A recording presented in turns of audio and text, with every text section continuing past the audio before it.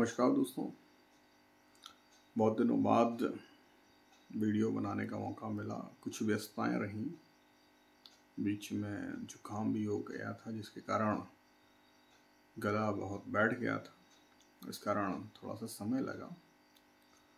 तो हमारे पुराने वीडियो को अगर आपने देखा होगा तो आपको पता है कि अभी हम प्राचीन भारतीय इतिहास के टॉपिक पढ़ रहे थे, जिसमें हमने भारतीय इतिहास के स्रोत, ऋग्वैदिक काल, उत्तर वैदिक काल कंप्लीट कर लिया था।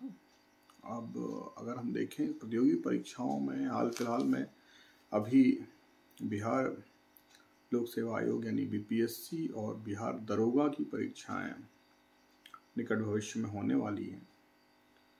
तो आज के वीडियो में हम अभी तक हमारे पढ़े हुए जो टॉपिक थे उनका रिवीजन करेंगे, और इसके साथ साथ आज से हम वीडियो में जो है बिहार पीएससी और बिहार दरोगा परीक्षाओं को दृष्टिगत रखते हुए उनमें पूछे गए पुराने प्रश्न या महत्वपूर्ण तथ्यों को थोड़ा सा विशेष ध्यान देंगे। बाकी टॉपिक हम पहले की तरह ही पढ़ते रहेंगे। तो जैसा कि हमने भारतीय इतिहास के स्रोत, ऋग्वैदिक काल और उत्तर वैदिक काल जैसे टॉपिक पढ़े हैं, तो आज हम बिहार पीएससी में पूछे गए तथ्यों पे थोड़ा सा आपको चर्चा देंगे, जिससे एक आपको आइडिया होगा कि प्रश्न कैसे पूछे जाते हैं। तो अगर हम देखें भारतीय इतिहास स्रोत जो है, इसमें बिहार को फोकस करते हुए जो प्रश्न बीपीएससी द्वारा अपने पुराने प्रश्न पत्रों में पूछा गया, उन तथ्यों की अगर चर्चा करें तो एक प्रश्न पूछा गया कि राजनीति रत्नाकर के लेखक कौन है। ठीक है, तो राजनीति रत्नाकर जो है यह मिथिला के इतिहास के बारे में इस पुस्तक में चर्चा की गई है, और राज्य के ब्रह्म नीति का आधार मंडल सिद्धांत, षड्गुण सिद्धांत, साम दाम दंड भेद आदि के प्रयोगों की चर्चा की गई है, और मिथिला के ही मंत्री चंदेश्वर द्वारा राजनीति रत्नाकर ग्रंथ लिखा गया है।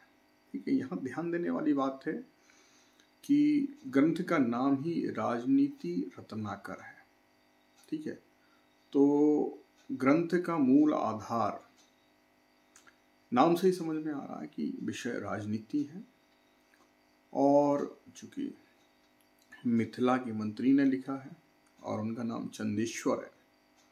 ठीक है, ध्यान रखना बिहार की बात हो रही है, इसलिए मिथिला से जुड़े ये चंदेश्वर नामक मंत्री की महत्वपूर्ण रचना है, और कई बार प्रश्न पूछा गया है, तो इसको आप ध्यान रखें। राजनीति रत्नाकर चंदेश्वर, विषय वस्तु राजनीति है, और राजनीति में भी जो है ब्रह्मनीति का आधार, मंडल सिद्धांत, षड्गुण सिद्धांत मतलब 6 गुणों वाला सिद्धांत, साम दाम दंड भेद नीति के प्रयोग, इन चीजों पर विशेष बल दिया गया है।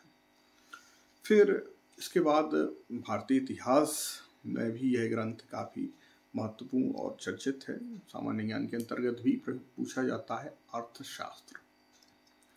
तो अर्थशास्त्र पे कई तरह के प्रश्न बनते हैं। पहला प्रश्न, अर्थशास्त्र किस विषय का ग्रंथ है। दूसरा प्रश्न, अर्थशास्त्र के लेखक कौन है। अर्थशास्त्र किसके कार्यकाल में लिखी गई। अर्थशास्त्र किस साम्राज्य की बात करती है। तो जैसा कि अधिकांश लोगों ने यह पढ़ा होगा कि अर्थशास्त्र के लेखक चाणक्य, जिनके अन्य नाम विष्णुगुप्त और कौटिल्य है। ठीक है, तो विकल्पों में अगर आपको चाणक्य नहीं मिलता है, विष्णुगुप्त या कौटिल्य मिलता है, तो इसका जवाब ये तीनों सही है, चाणक्य, विष्णुगुप्त और कौटिल्य। काल की बात करें तो यह मौर्य काल की बात है। मौर्य काल में भी चंद्रगुप्त मौर्य जो प्रथम मौर्य शासक थे, मौर्य वंश के संस्थापक थे, उनके काल में लिखी गई है। और इसका विषय जो है, नाम पर बिल्कुल न जाए, क्योंकि नाम अर्थशास्त्र जरूर है, पर अर्थशास्त्र या आर्थिक चीज़ों से इसका कोई लेना देना नहीं है। मूलतः प्रशासनिक व्यवस्था पर आधारित पुस्तक है और तत्कालीन मगध साम्राज्य या मौर्य वंश में प्रचलित प्रशासन के बारे में जानकारी मिलती है, राजनीति के सूत्र मिलते हैं। तो यह एक महत्वपूर्ण तथ्य है। ठीक है। अब अगर हम चाणक्य की बात करें तो चाणक्य, कौटिल्य या विष्णुगुप्त यह किस विश्वविद्यालय से पढ़े हुए थे या किस विश्वविद्यालय में शिक्षक थे, यह प्रश्न भी पूछा जाता है। तो सामान्यतः विकल्पों में नालंदा देखकर या विक्रमशिला देखकर लोग उन्हें चुन लेते हैं कि उनका अनुमान होता है कि चूंकि ये मगध साम्राज्य के अंतर्गत था इसलिए ये यहीं शिक्षक होंगे। लेकिन आपको बता दें कि चाणक्य जो है तक्षशिला विश्वविद्यालय में शिक्षक थे और तक्षशिला विश्वविद्यालय वर्तमान में पाकिस्तान में है। ठीक है, तो ये तथ्य बिल्कुल याद रखें, तक्षशिला के वो शिक्षक थे, ना कि विक्रमशिला या नालंदा। ये बहुत बाद में इन विश्वविद्यालयों की स्थापना हुई गुप्त साम्राज्य में, वो आगे हम इनकी चर्चा करेंगे। ठीक है। फिर इसके बाद एक और पुस्तक बिहार की राजनीति के लिए महत्वपूर्ण है, उदवंत प्रकाश। इसमें प्रश्न पूछे गए हैं। उदवंत प्रकाश के लेखक पूछे जाते हैं जो मौली कवि हैं। ठीक है, उदवंत प्रकाश लेखक मौली कवि। ठीक है। अब अगला प्रश्न पूछा जाता है कि मौर्य कला के स्थापत्य के साक्ष्य कहाँ कहाँ से मिले। ठीक है, ध्यान रखें, मौर्य कला मतलब चंद्रगुप्त मौर्य से लेके अशोक और उनके पिता बिंदुसार तक। ठीक है, तो मूलतः तो चंद्रगुप्त और अशोक के ही स्थापत्य के साक्ष्य मिले, जिसमें अशोक के बारे में ज़्यादा साक्ष्य मिले हैं। तो मौर्य कला के साक्ष्यों की बात अगर हम करें तो मौर्यों की राजधानी जो थी पाटलिपुत्र, तो पाटलिपुत्र में मिले। ठीक है, पाटलिपुत्र में कुम्हरार में महल के साक्ष्य मिले हैं। अगम कुआं में भी जो है माना जाता है कि अशोक ने अपने 99 भाइयों की हत्या करके वो उनके शव जो है उस कुएं में डाले थे। हालांकि यह अतिशयोक्तिपूर्ण वर्णन सिर्फ बौद्ध ग्रंथों में मिलता है। तो पाटलिपुत्र में भी कुम्हरार और अगम कुआं ये दो स्थानों पर मिले हैं। और फिर इसके बाद बराबर की गुफाएं, इनसे भी प्रश्न आता है। तो बराबर की गुफाओं का निर्माण जो है बिंदुसार के समय हुआ और इन्होंने आजीवक संप्रदाय को दान में दी थी। उनके रहने के लिए गुफाओं का निर्माण कराया गया था। तो बराबर और आजीवक, इनका आप ध्यान रखेंगे, प्रश्न इनसे भी आता है। और अगला जो साक्ष्य मिले हैं वो राजगृह से भी मिले हैं। राजगृह मतलब वर्तमान राजगीर। ठीक है, तो पाटलिपुत्र के पहले राजगीर या राजगृह ही जो मगध की राजधानी थी। तो ये महत्वपूर्ण तथ्य है। ठीक है, अब अगला प्रश्न पूछा गया था कि बिहार पर गढ़वालों का आधिपत्य के प्रमाण। गढ़वाल क्षत्रियों का एक वंश है और काशी पर इनका शासन रहा। काशी में गढ़वाल क्षत्रियों का शासन रहा है और यही गढ़वालों की एक शाखा जो है जैजाग भुक्ति तत्कालीन वर्तमान बुंदेलखंड में भी पहुंची और यहाँ बुंदेला नाम से इन्होंने शासन किया। तो मध्य प्रदेश में भी प्रश्न पूछा जा सकता कि बुंदेला मूलतः कौन से क्षत्रिय थे, तो वो गढ़वाल थे। ठीक है, गढ़वाल का मूल जो स्थान था वो काशी था, बिहार से लगा हुआ है आज भी। तो इनके प्रमाण कहाँ से मिलते हैं? तो बिहार पे गढ़वालों के आधिपत्य का प्रमाण जो है मनेर ताम्रपत्र से मिलते हैं।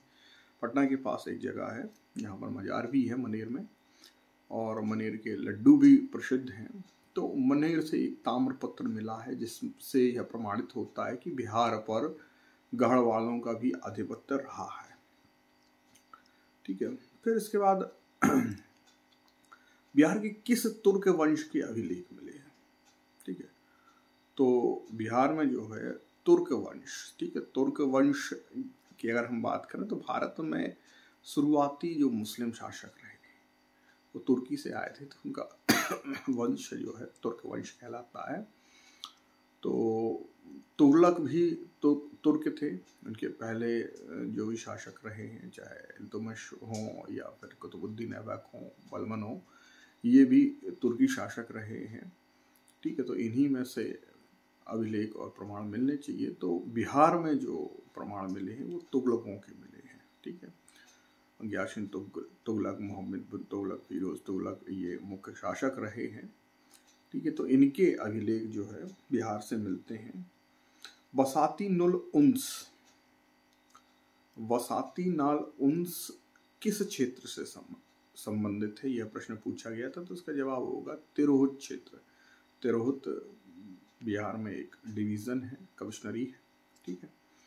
और बिहार आने वाले चीनी यात्री, तो आपको बता दें कि जो चीनी यात्री भारत आए वो बिहार भी आए, क्योंकि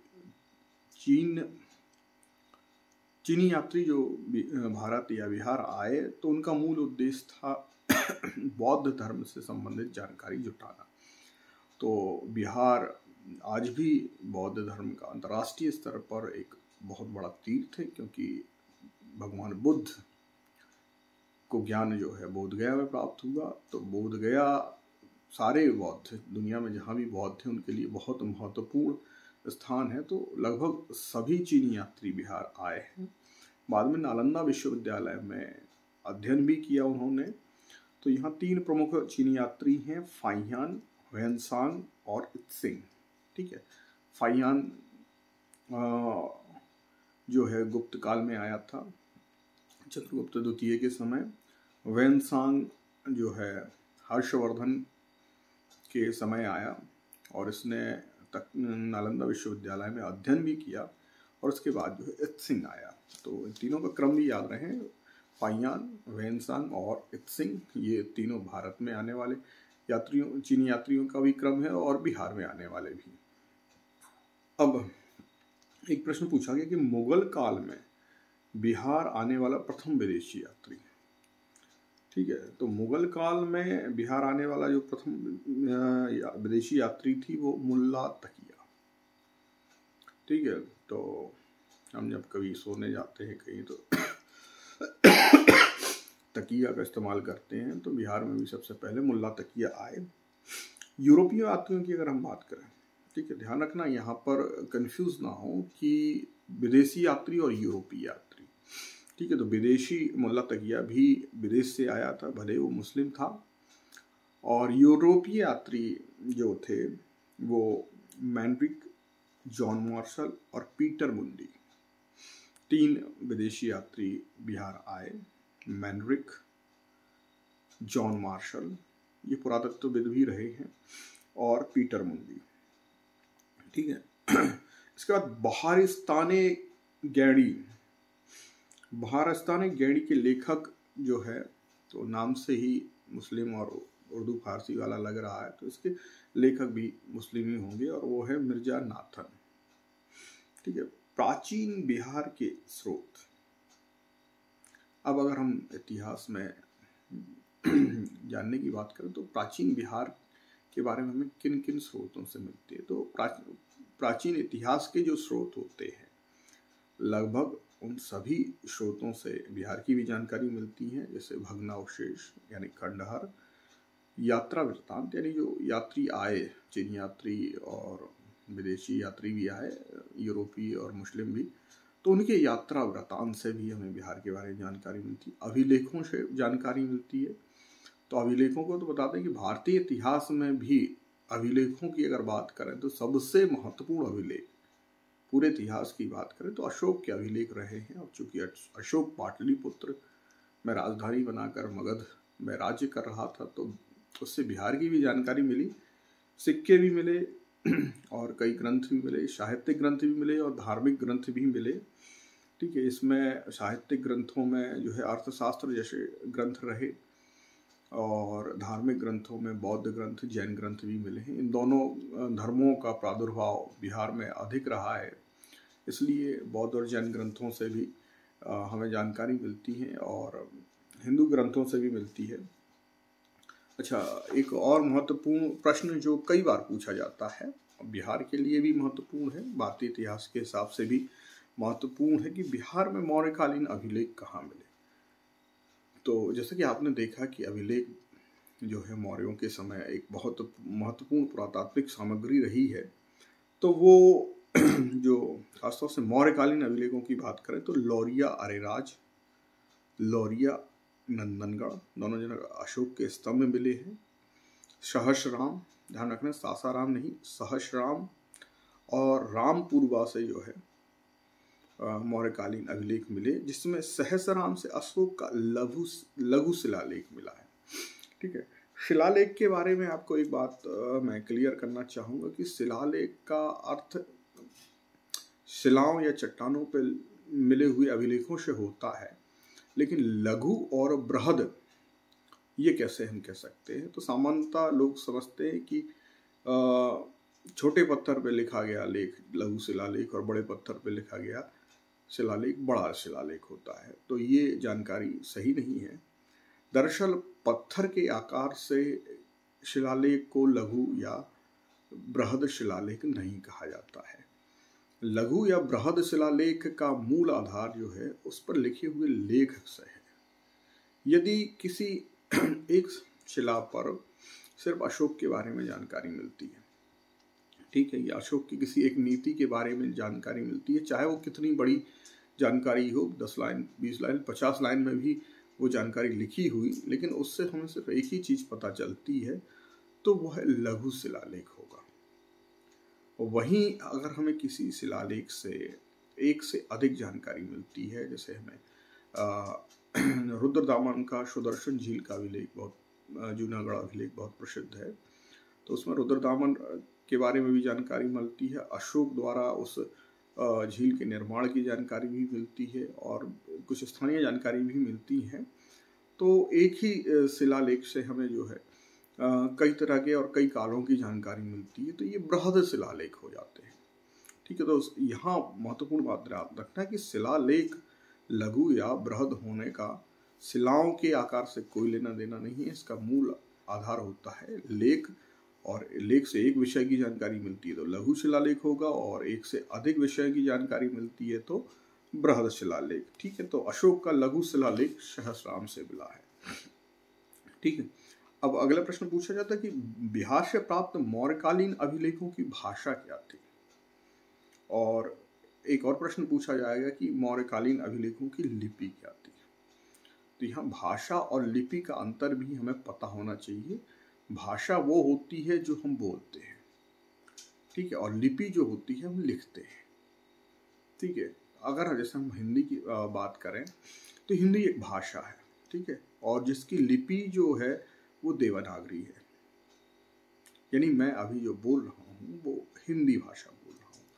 अब आप कहेंगे कि हिंदी में ही लिखी जाएगी, तो नहीं, हिंदी जो है हिंदी देवनागरी में लिखी जाती है, और आजकल अगर हम देखें तो मोबाइल पर हम हिंदी रोमन में भी लिखते हैं। जो अंग्रेजी के शब्द जिस भाषा में लिपि में लिखे जाते हैं वो रोमन लिपि होती है, अंग्रेजी लोग रोमन में लिखी जाती है। अच्छा, हिंदी जो है हिंदी के अलावा अन्य भाषाएं भी देवनागरी में लिखी जाती हैं, जैसे संस्कृत लिखी जाती है, मराठी लिखी जाती है, तो इनकी लिपि भी देवनागरी है, लेकिन भाषाएं अलग अलग हैं। तो यहाँ हम ध्यान रखें कि बिहार में जो मौर्य युगीन अधिकांशतः अशोक के ही लेख मिले हैं, तो अभिलेखों की भाषा जो है प्राकृत है, ठीक है, और लिपि जो है वो ब्राह्मी है। यहाँ बिल्कुल क्लियर रहेंगे कि भाषा प्राकृत है और लिपि जो है ब्राह्मी है। ठीक है, देवनागरी से पहले ब्राह्मी लिपि का बहुत अधिक प्रचलन था उत्तर भारत में, और अशोक के शिलालेख जो अरमाइक, ग्रीक और खरोष्टी में मिले हैं, तो ये लिपियां हैं। भाषा उनकी वही रही, और अलग अलग लिपियों में जहाँ जिस क्षेत्र में जो प्रचलित रही, ग्रीक, अरमाइक और खरोष्टी, और यहाँ पर ब्राह्मी, 4 लिपियों में अशोक के शिलालेख मिले हैं, जिसमें बिहार में सिर्फ ब्राह्मी लिपि के ही अभिलेख मिले हैं, और उनकी भाषा प्राकृत रही जो उस समय बोली जाती थी। ठीक है, अच्छा, मध्यकालीन मिथिला के इतिहास के स्रोत कौन कौन से रहे?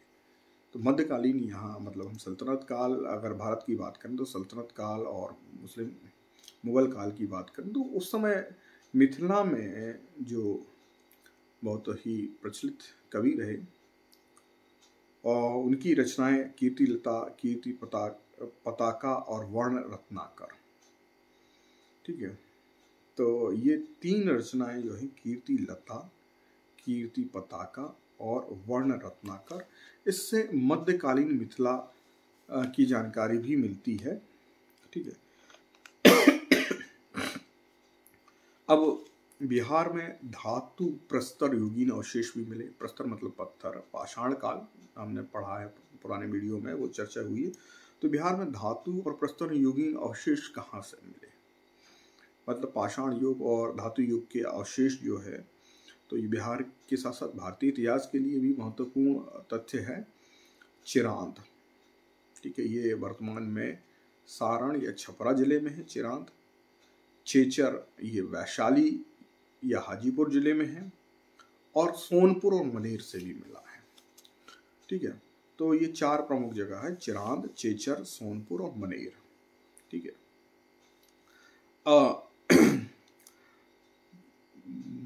बिहार में गया जिले के अपक्षण जगह का नाम है, अपक्षण से प्राप्त अभिलेख किस वंश के हैं?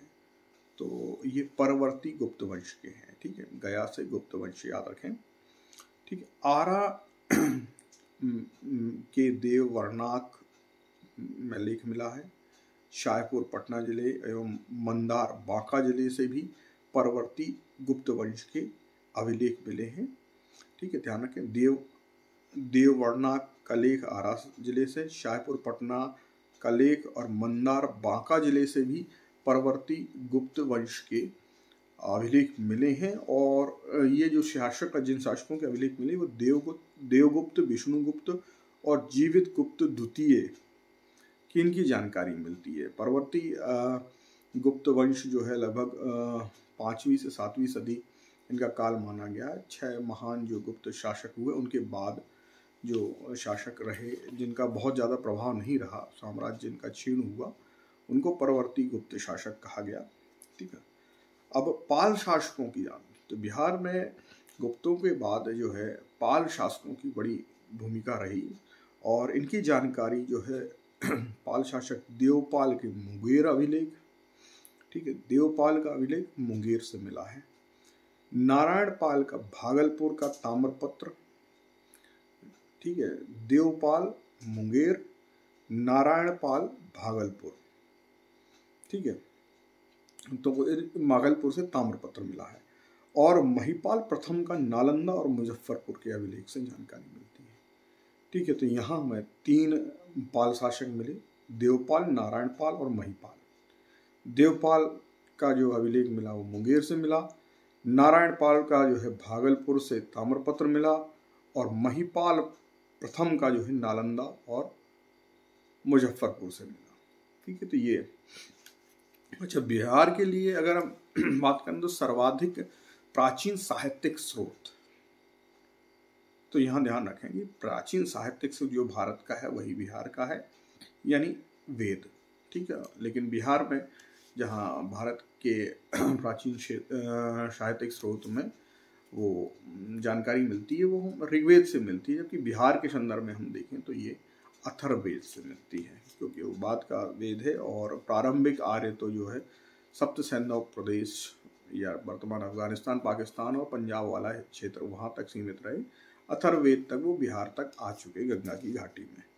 ठीक है, बिहार स्थित महाजनपदों की जानकारी किस ग्रंथ से मिलती है?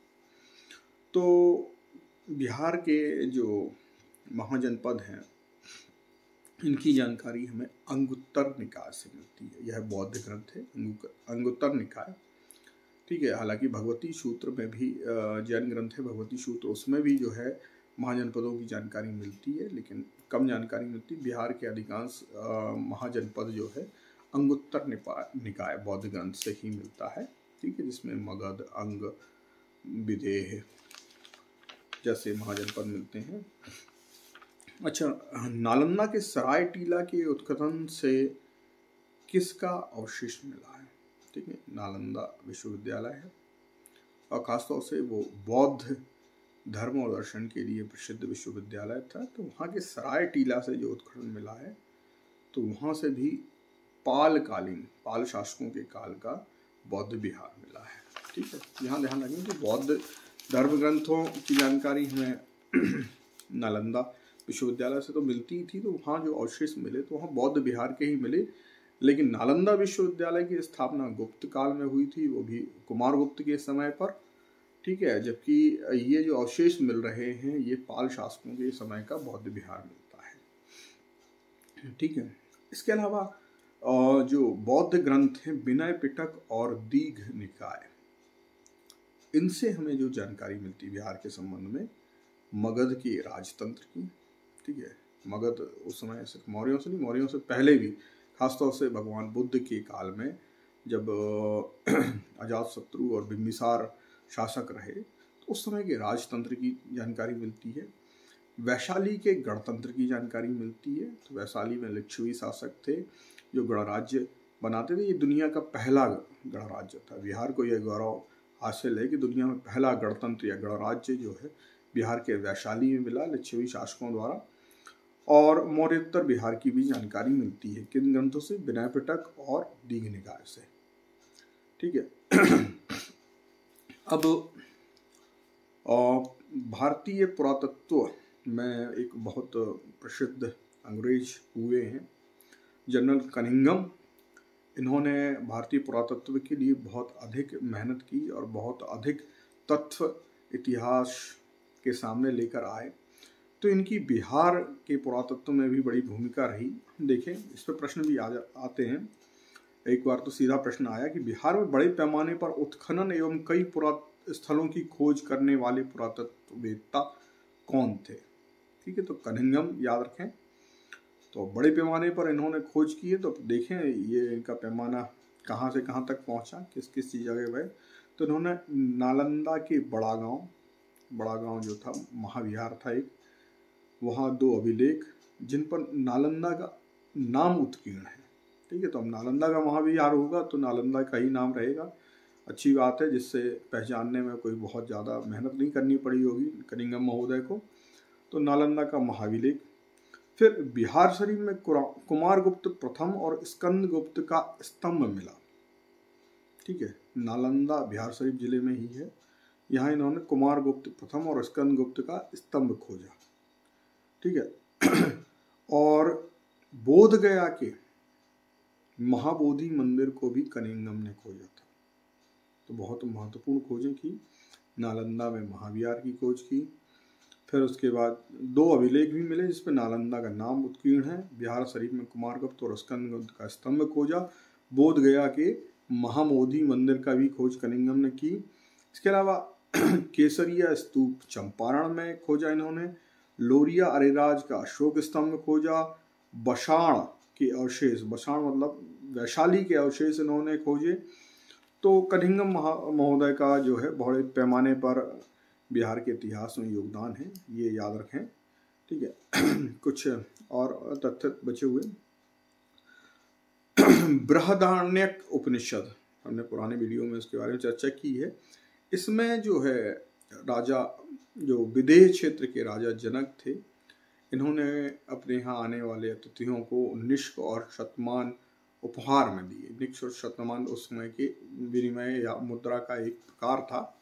इसे पूरी तरह से सिक्के तो नहीं कह सकते, धातु के टुकड़े होते थे जिनसे विनिमय या व्यापार किया जाता था। तो ये राजा जनक ने जो है अपने अतिथियों को उपहार में दिया, चूँकि विदेह या मिथिला के वो जनक थे। तो बिहार PSC इस पर प्रश्न पूछती है, तो ध्यान रखें कि यह जो जानकारी हमें बृहदारण्यक उपनिषद से मिलती है। ठीक है, बिहार से प्राप्त मौर्य अभिलेखों की लिपि, जैसा कि आपको पहले भी बता चुके हैं, तो लिपि ध्यान रखें ब्राह्मी और भाषा प्राकृत रही। ठीक है, इसके अलावा बिहार से मध्यकालीन शासकों का पहला द्विभाषी अभिलेख, द्विभाषी मतलब 2 भाषाओं में लिखा हुआ अभिलेख। तो चूंकि बिहार से प्रसिद्ध मध्यकालीन शासक एक ही हुए हैं अब वो है शेरशाह सूरी। ठीक है, तो शेरशाह सूरी का ही अभिलेख मिला है। फिर बिहार में पहला मुगल शासक जिसके अभिलेख मिले हैं तो वो अकबर के मिले हैं। ठीक है, प्राचीन बिहार के इतिहास की जानकारी देने वाला बौद्ध ग्रंथ तो दीघ निकाय। ठीक है, इसके अलावा विनय पिटक हमने अभी चर्चा की।